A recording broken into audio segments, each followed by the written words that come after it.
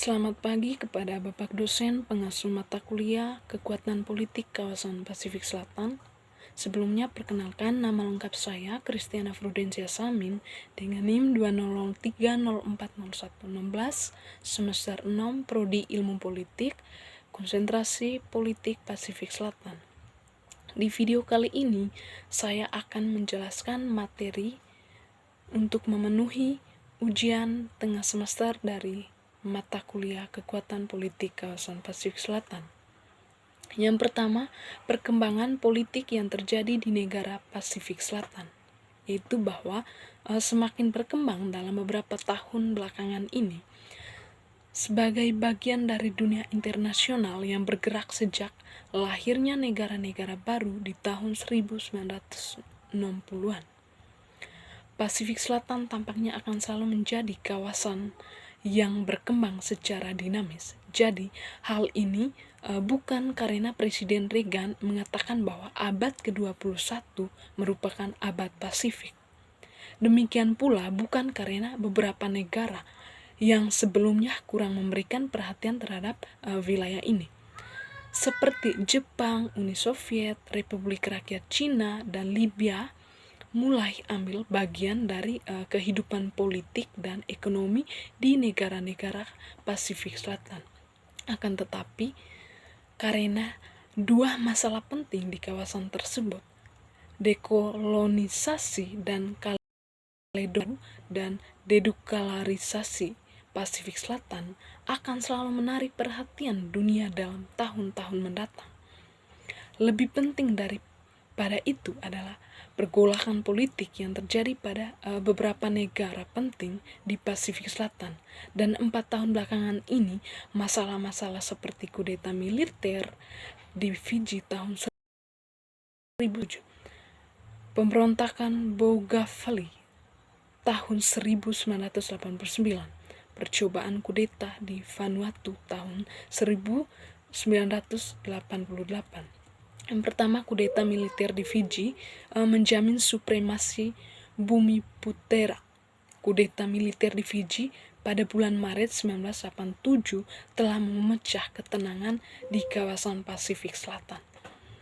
Peristiwa mengambil alih kekuasaan secara tidak lazim ini, yang baru pertama kali terjadi di kawasan ini, dilakukan oleh Letnan Kolonel Sitiveni Rabuka, sekarang Mayor Jenderal. Pada tanggal 14 Mei 1987, Komando Rabuko, para prajurit Fiji bersenjata memasuki ruang parlemen dan menangkap Perdana Menteri.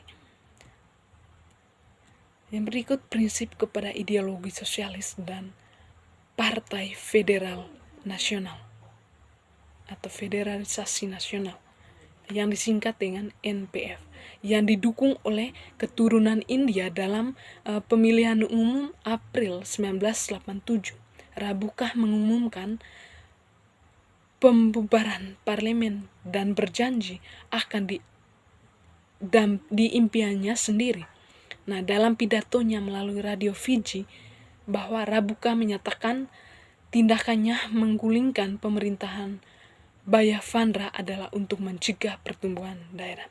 Yang kedua, dinamika politik negara-negara yang memiliki pengaruh besar di kawasan Pasifik Selatan, yaitu yang mana terjadi bahwa pergolakan politik yang terjadi pada beberapa negara penting di Pasifik Selatan dalam 4 tahun belakangan ini, itu masalah-masalah seperti kudeta militer di Fiji, pemberontakan Bougainville, percobaan kudeta di Vanuatu, dan pembunuhan terhadap 2 tokoh kanak modern di Kaledonia Baru. Dari sini sudah memberikan bukti bahwa dinamika politik masyarakat Pasifik Selatan telah menuju pada kekerasan fisik. Nah, peristiwa-peristiwa tersebut telah memecah dugaan semata orang yang menganggap bahwa Pasifik Selatan adalah kawasan yang aman dan damai, yang sering disebut sebagai lautan teduh. Di luar pemberontakan di Bougainville, ketiga masalah lainnya merupakan peristiwa yang belum pernah terjadi sepanjang sejarah kehidupan politik di Pasifik Selatan. Dan masalah-masalah ini menunjukkan betapa kerasnya dinamika politik masyarakat kawasan Pasifik Selatan dalam membela atau memperjuangkan kepentingan-kepentingannya. Beberapa peristiwa Pasifik Selatan yang terjadi 4 tahun belakangan ini, nah sekalipun memiliki dasar permasalahan yang berbeda, mempunyai tema yang sama, yaitu kekerasan, ketidakstabilan politik, korban jiwa, serta kerugian material menyertai dan kekerasan fisik yang terjadi di Fiji. Sekian dan terima kasih.